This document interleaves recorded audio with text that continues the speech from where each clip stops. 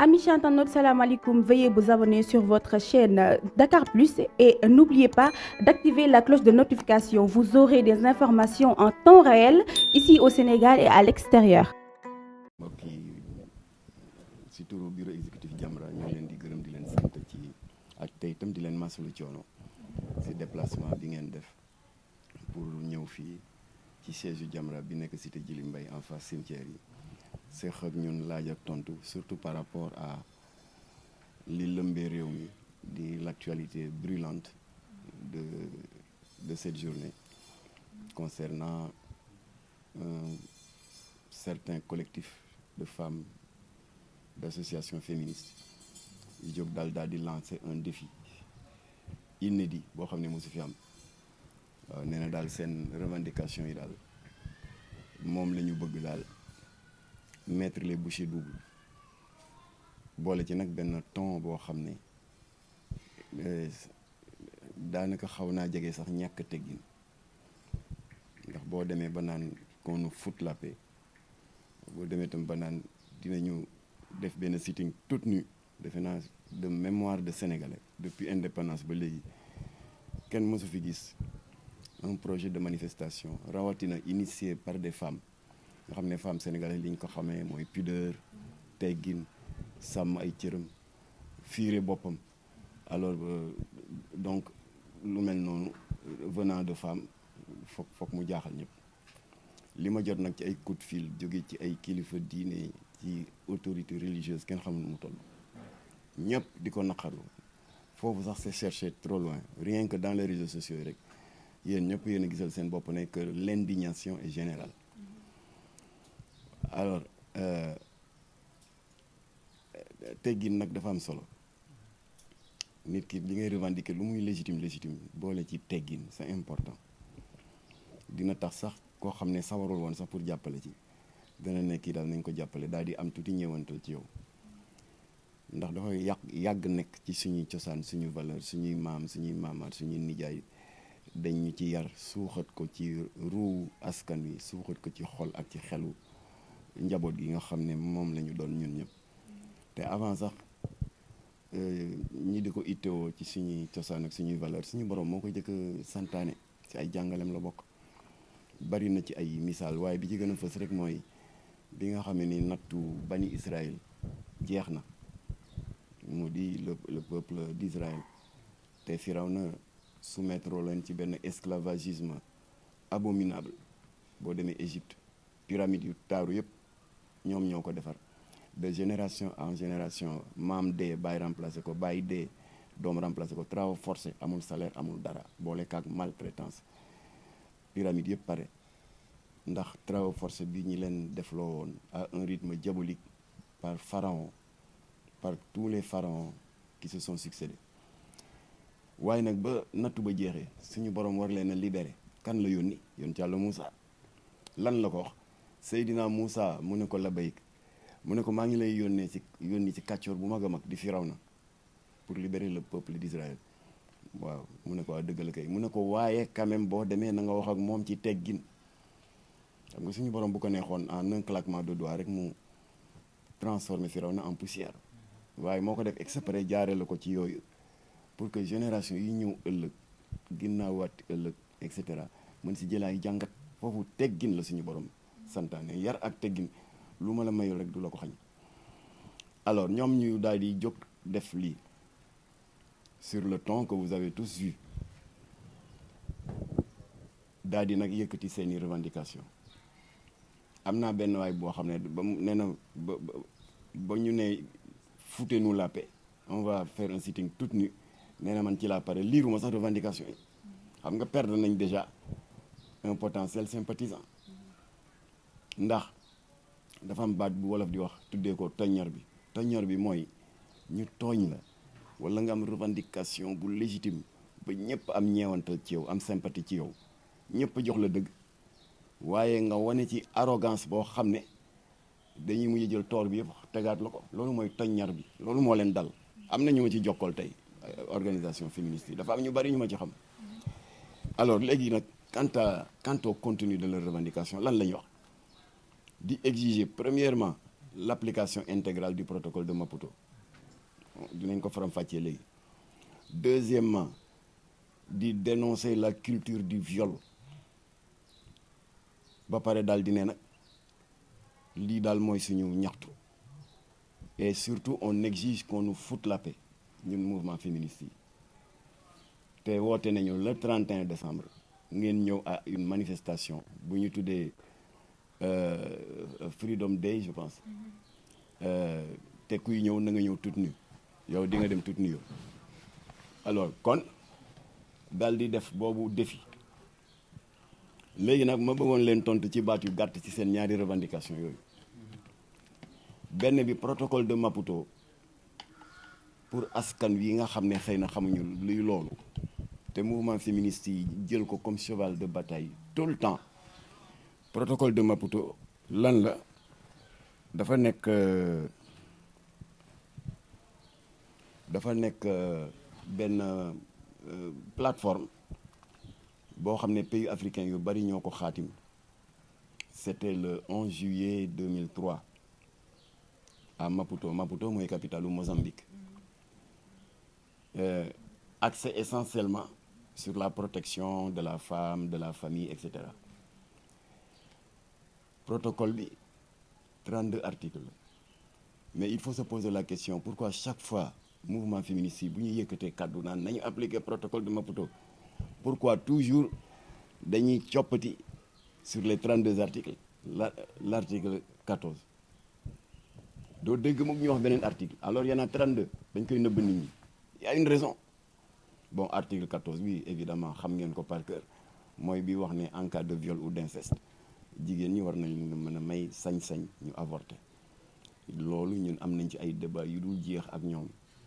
à travers des débats télévisés des débats contradictoires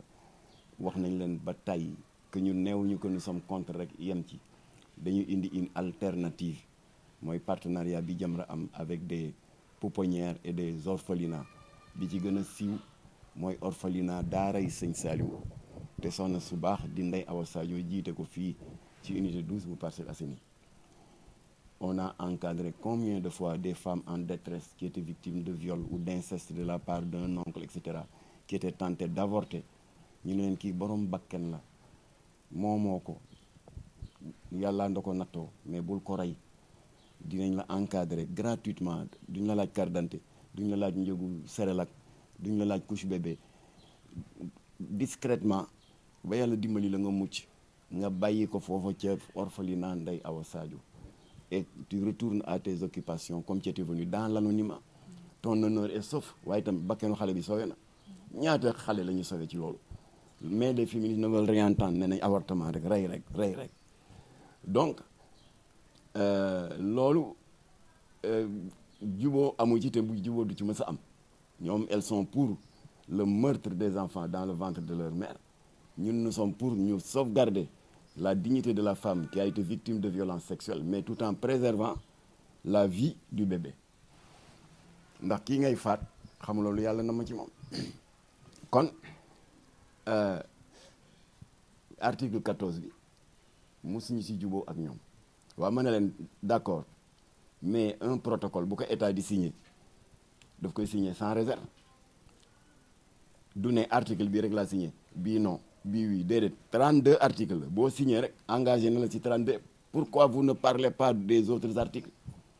je vais vous dire pourquoi te benn rek laa ciy cité pour ne pas abuser du temps article 6 lan la article 6 protocole de Maputo wax te féminicide di ko nëbb dafa ne les états membres et signataires du présent protocole sont invités à encourager dans leur pays la monogamie comme étant la meilleure formule du mariage ma ne loolu ñame ngeen def promotion monogamie fii ñamewuñu ko donc une manière de vous dire que protocole Maputo boo gisee bañ ko état du Sénégal signé 11 juillet 2003 du ñu ngi ci 2024 ça fait 21 ans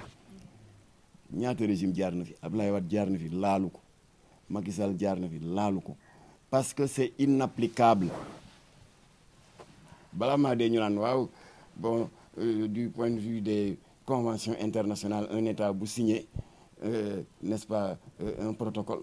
donc ce texte bi nga xam ne c'est un engagement international dafay am une primauté sur la législation interne d'accord mais ñëw leen ngeen appliquer protocole Maputo intégralement nag 32 articles yëpp ñëw leen bu ko defee état bi def article ne monogamie tere nañ ko parce que Maputo nee na monogamie baaxul polygamie baaxul la meilleure formule du mariage c'est la monogamie acca c'est inapplicable na ngeen nangu loolu te ngeen xam ne ñi ko bind bokku ñoom diine bokku ñoom aada bokku ñoom culture et il y a beaucoup de francs-maçons parmi le comité de rédaction xam nañ ci membre yu bari ngir yàlla bàyyi leen wax yi Maputo bi ngeen di wax pour daganal yàq biir c'est inapplicable au Sénégal kooku mooy premier point bi léegi am na ci féministe bu ma doon waxal ci suba mu naan ma xanaa nekkatuñu un état de droit parce que Assemblée nationale moom moo signé que bu état jëlee ay engagement au plan international ba xaatim un protocole une convention alors signature boobu de ce document là dafay dominer dafay am primauté sur la législation interne ma ne ko d'accord comme que mënuñu wax ak yéen ba convaincre leen ci protocole de Maputo ma ne où est l'appel des 66 du nom des 66 pays qui étaient signataires à l'initiative de notre compatriote ou ex-compatriote wala compatriote Bougali Rama Yade qui était à l'époque dans le gouvernement de Sarkozy secrétaire d'État aux droits de l'homme moom moo ko dox ak l'ambassadeur de l'Argentine aux Nations Unies ñoom ñoo ko dox ba collecter 66 signatures pour jébbal ko le secrétaire général des Nations Unies Ban Ki-moon pour que kooku jébbal ko assemblée générale ndax ñu mën ci statuer à quelle fin pour obtenir la dépénalisation universelle de l'homosexualité. Ban Ki-moon ne leen y a 192 États membres Ban Ki-moon c'est le secrétaire général des Nations Unies de l'époque il y a 192 États membres des Nations Unies ñemewuma poser texte bi pour ñu débattre en plénière parce que amu leen quorum kon le minimum mooy 192 divisé par 2 il faut au moins 96 États signataires yéen 66 ngeen am mu manqué 30 loola waraloon nag ñoom Rama Yade ak l'ambassadeur d'Argentine ba nekk Nations Unies doon wër àdduna pour convaincre d'autres États africains pour ñu signer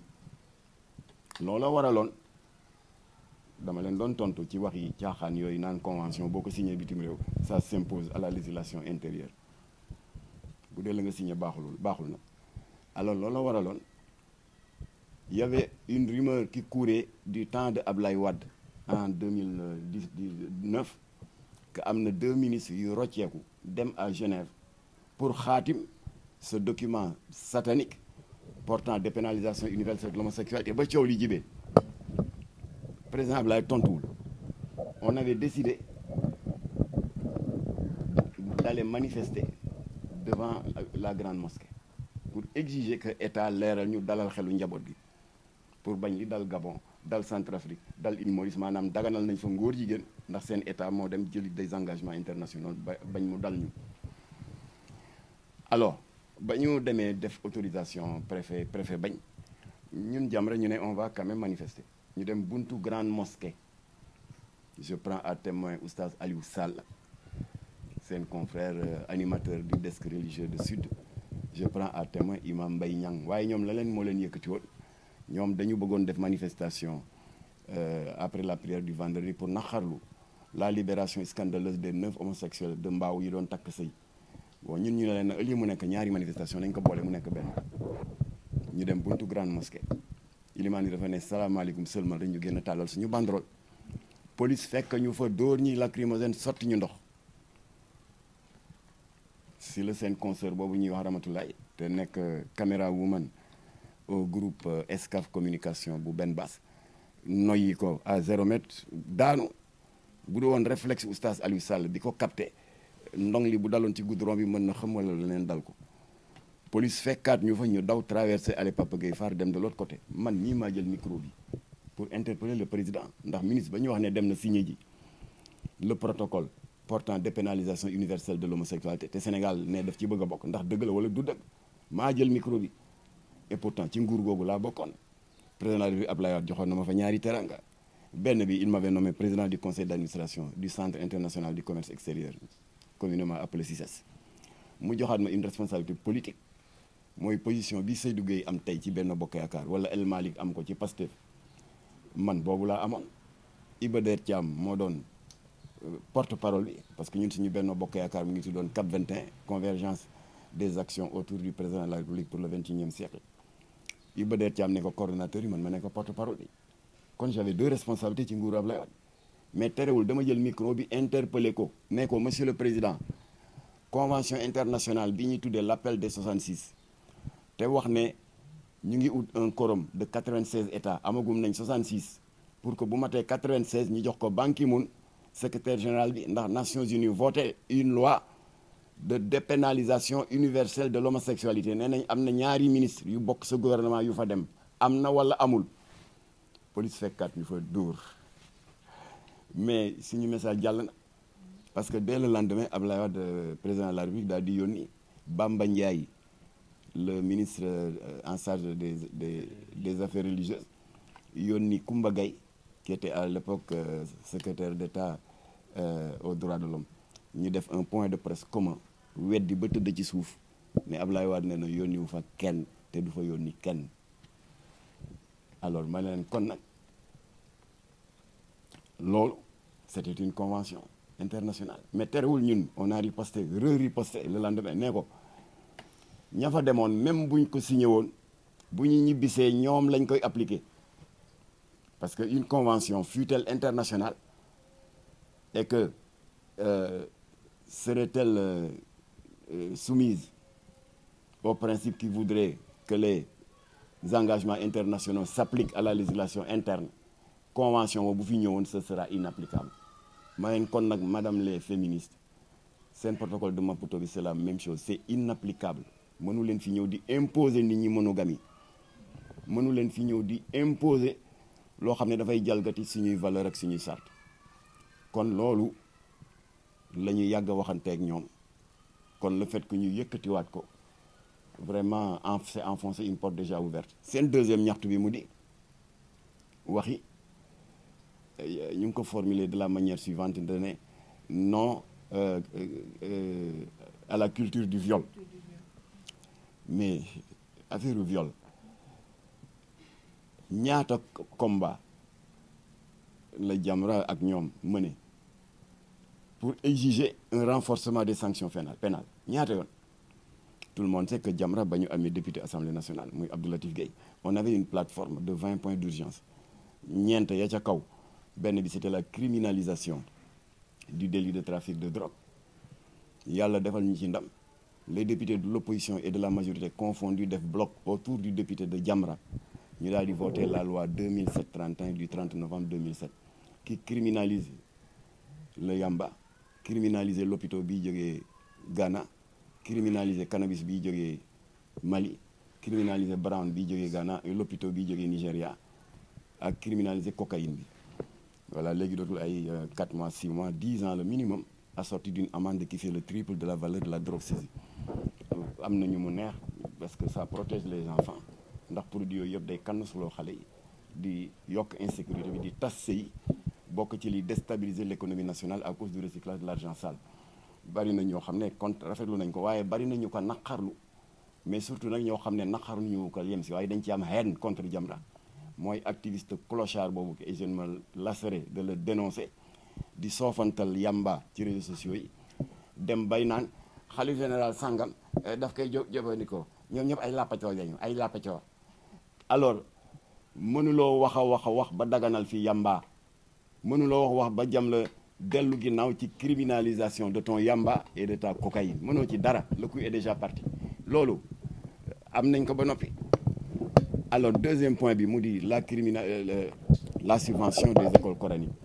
am nañ ci ndam parce que état bi créé prise koo xam ne ñëw nga ci penc mi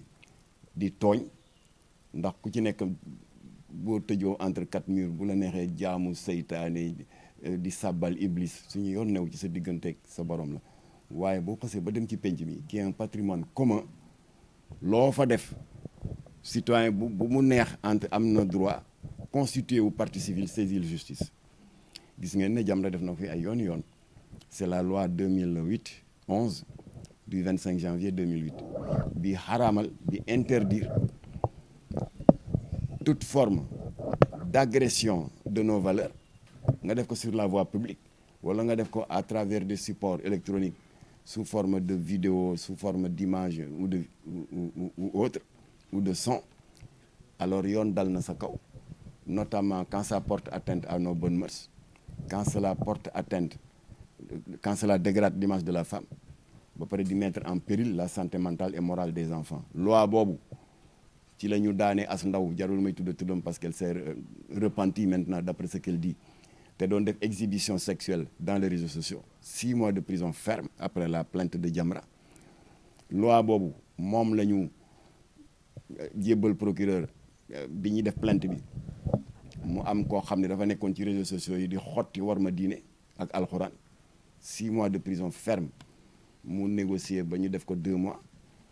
Loi boobu 2008-11 du 25 janvier 2008 ñaari fecckat jarul ñuy tudd seen tur ndax tuub nañu léegi te purgé nañ seen peine ñu yóbbu leen procureur tribunal correctionnel dóor leen 1 mois de prison ferme. Loi boobu xale yooyu fi tourné woon bande annonce d'une série pornographique ñu tuddee ko Cirque Noir moo dal ci seen kaw ba producteur bi après 17 jours de détention préventive 2 ans de prison ferme, 2 ans de prison avec sursis. Et pour les acteurs et les actrices 6 mois de prison avec sursis. Kon loi bi Jamra moomu ko waaye ñun dañu fas yéene chaque fois que nous sommes agressés dans nos valeurs et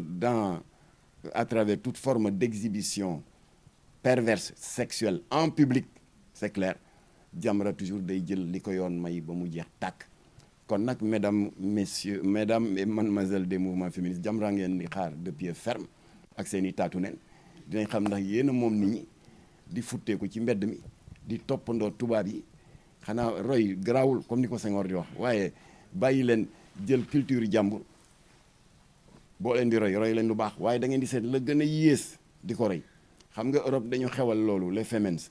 jigéen ñooñu nga xam ne dañuy jékki-jékki rek torse ñu tekki seen soutien sànni fële seen ween yi langa ñuy dugg ci assemblée nationale di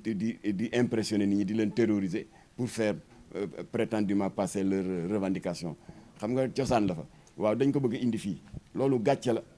dëkk bu tedd bi nga xam ne fii la Seydi Hadji Malick tëdd Cheikh Amadou Bamba Cheikh al Islam Baye Ibrahima Niass Seydina Limamou Laye am na yoo xam ne xaju fi. Voilà kon nag yooyu laa ne woon danaa ko partager ak yéen ginnaaw bi ngeen ko sàkkoo ci man te bu ma leen naroon jël ku nekk individuellement dana metti ci man yàlla def na dimbali ngeen ma yéen ñëpp ngeen daje ci benn bërëb ñu wax ko muy benn wax. Voilà kon ñu ngi ñaan suñu borom mu sutural réew mi te damma laafu lobby yi parce que ñun xam nañ lu bari loo xam ne jotagul pour ñu wax ko qui utilise certains ou certaines compatriotes di leen manipuler pour ñuy créer ay prox ndoll yoo xam ne mën nañ fa jaarale lu ne. Voilà je vous ai parlé tout à l'heure